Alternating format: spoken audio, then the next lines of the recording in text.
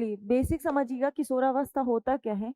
Mainly जब कोई बच्चा बड़ा होता है, जब उसका विकास होता है तो एक ऐसी अवस्था में आता है जहाँ पर उसके शरीर में क्या देखने को मिलता है, अचानक परिवर्तन देखने को मिलता है।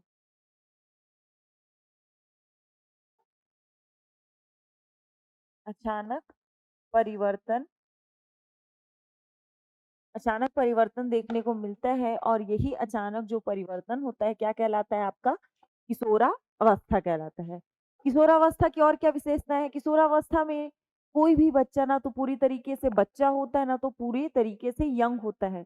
मतलब बच्चे को ये लगता है, इस किशोर बच्चों को ये लगता है कि वो बहुत बड़े हो गए हैं और बड़ों को ये लगता है कि ये अभी बच्चे हैं। तो ऐसा ये होता है कि बड़े और बच्चों के बीच ना आपस में एक कॉन्फ्लिक्ट टाइप से बना रहता है। दोनों दूसरे को समझने में क्या होते हैं, तैयार नहीं होते, सक्षम नहीं होते हैं। और इस अवस्था में जाने-अनजाने में क्या होता है, बहुत सी गलतियाँ होती है जो नेचुरल वे पे होती है क्योंकि हमें पता नहीं होता। बुजुर्ग को लगता है कि वो बच्चा है और बच्चे को लगता है वो यंग है, तो वो कुछ ऐसे कृत्य करता है जो कभी-कभी हमारे समाज को पसंद नहीं होता है। अगर हम नेचुरल वे पे देखें, वास्तव में इस समय बॉडी की कुछ अ, ऐसे स्ट्रक्चर्स चेंज होते हैं या हम कह सकते हैं कुछ नीड होती है जिससे बच्चे विपरीत लिंग के प्रति क्या होते हैं, आकर्षित होने लगते हैं। तभी तो आप देखेंगे, आप जिस समाज में रह रहे हैं उस समाज में लड़की का लड़के के साथ रहना या लड़के का लड़की के साथ रहना पसंद नहीं होता है। वो बात अलग है कि अब चीजें थोड़ी बदल रही हैं, तो होता यही है। तो किशोरावस्था में भी यही होता है, उस टाइम ज़्यादा दोस्त यार, घर-बार पसंद नहीं आते हैं। उस टाइम जो फीमेल होती है वो मेल के प्रति आकर्षित होती है और मेल फीमेल। जो प्रेम की अवस्था होती है वो क्या होता है, इसी एज में ही स्टार्ट होता है। तो ये किशोरावस्था होता है। तनाव और तूफ़ान की अवस्था क्यों कहते हैं? तनाव-तूफ़ान अवस्था कहने का सब यही सब कारण है कि बहुत ज़्यादा चेंजेस होता है, लाइफ में बहुत सारी चीज़ें नई-नई होती हैं, समझ में नहीं आता है। हार्मोनल जब चेंजेस होता है तो उसका हार्मोनल चेंजेस का प्रभाव शरीर पर पड़ता है और जब शारीरिक कह सकते हैं परिवर्तन होता है, जब हमारे बॉडी में चेंजेस होता है तो उसका प्रभाव हमारे मस्तिष्क पर पड़ता है, सोचने समझने पर पड़ता है।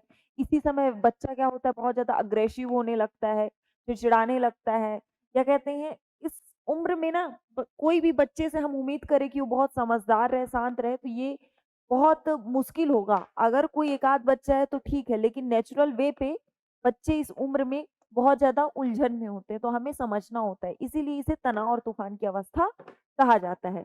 इतनी चीज़ें क्लियर हुई, एक बार मुझे कमेंट करके बताएँगे? मुझे कमेंट करके बताइए, इतनी चीज़ें समझ में आई आप लोगों को?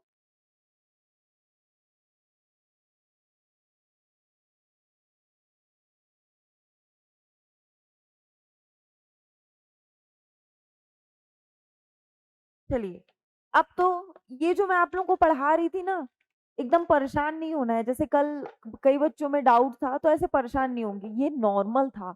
मतलब एक हिसाब से कहा जाए कि किसी बच्चे की अवस्थाओं की क्या-क्या क्वालिटीज़ होती हैं या विशेषता होती है। अवस्था क्या होता है, ये नॉर्मल इंट्रोडक्शन था। जैसे कपड़े, नॉर्मल कपड़ा होता है और एक ब्रांड होता है, ठीक है? तो ये नॉर्मल था, हमने नॉर्मल एक समझा कि विकास की अवस्थाएँ क्या-क्या होती हैं।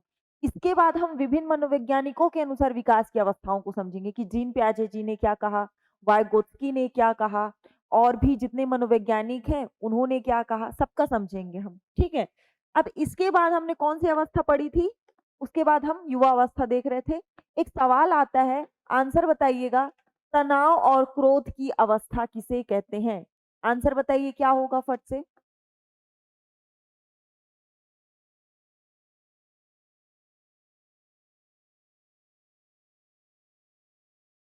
चलिए बताइए, आंसर तनाव और क्रोध की अवस्था है।